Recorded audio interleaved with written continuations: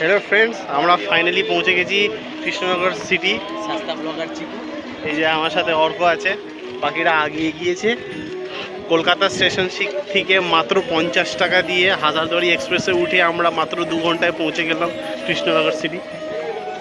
এবার এখান থেকে টোটো ধরতে যাব, সেটা কোথায় সেটা ঠিক চলো আবার দেখা হচ্ছে। হাতে অনেক জিনিসপত্র আছে, তাই আমি ঠিক করে বাই বলতে পারছি না। টাটা।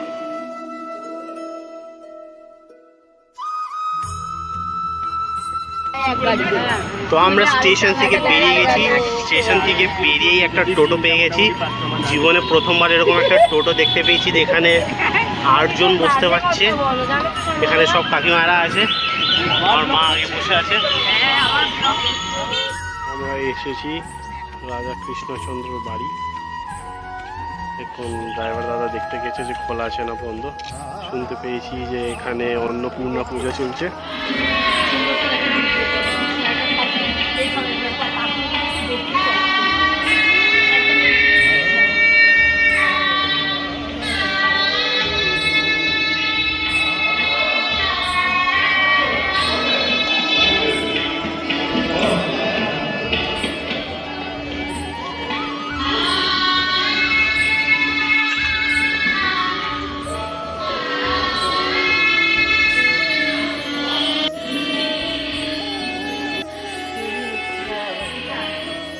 ঠিক আছে, আমরা এখন নৌকায় আছি, আর মানে খুব একটা দূর না, এই যে এখানে যাচ্ছি, এখান থেকে এসেছি।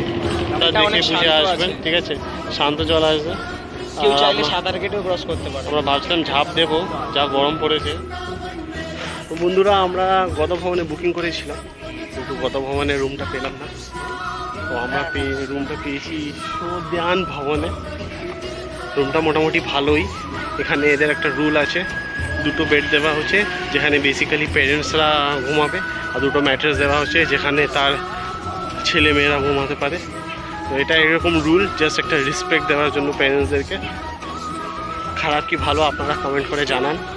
আমরা এখন বেরিয়েছি, ভেতরে চা খাওয়ার কোনো উপায় নেই, তো বেরোচ্ছি একটু বাইরে গিয়ে চা খাবো। সকাল থেকে চা খাইনি, মাথা ব্যথা স্টার্ট হবে কিছুক্ষণ পর।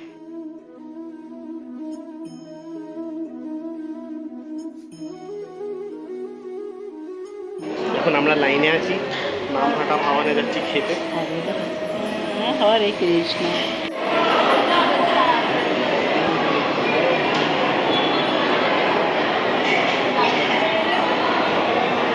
এখানেই সবাই প্লেট নেবে, এক একটা করে প্লেট নিয়ে এখানে সবাই খাওয়া দিচ্ছে। ওসব খাবো এবার বসে, যদি জায়গা পাই। ভালো ব্যবস্থা আছে।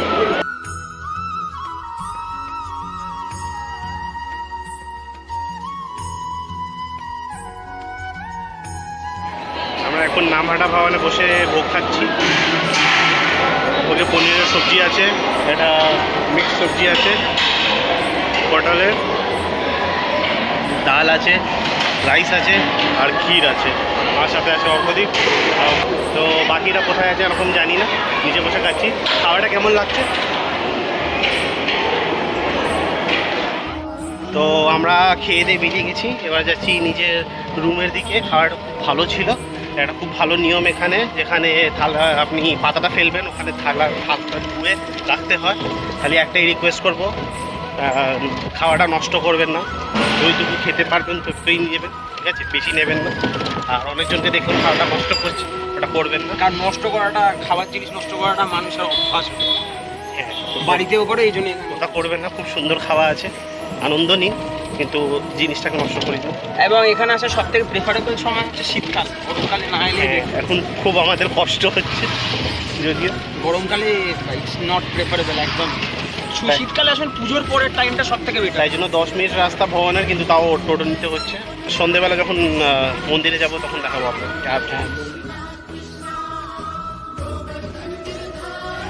আমরা এখন এসেছি এখানকার ফেমাস গৌশালায়। আমাদের ভবন থেকে মাত্র 15 টাকা টোটো ভাড়া দিয়ে চলে এসেছি। দেখতেই পাচ্ছেন অনেক।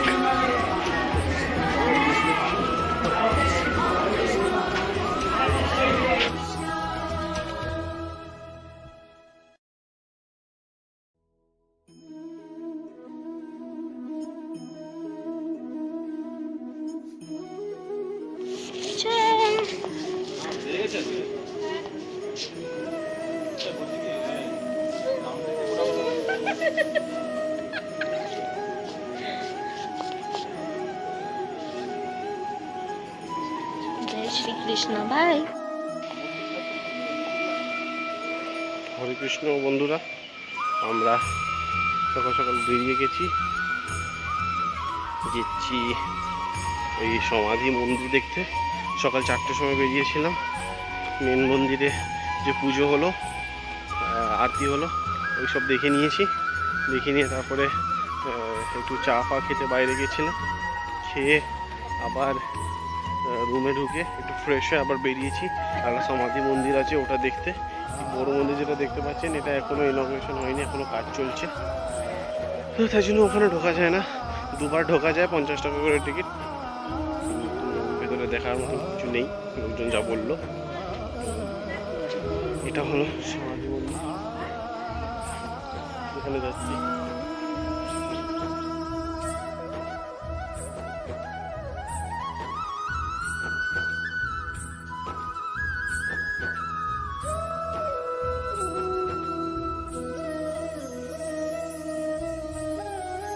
এখন আমরা এসেছি গৌরী নিতাইয়ের জন্মস্থানে। এটা হলো মন্দিরটা।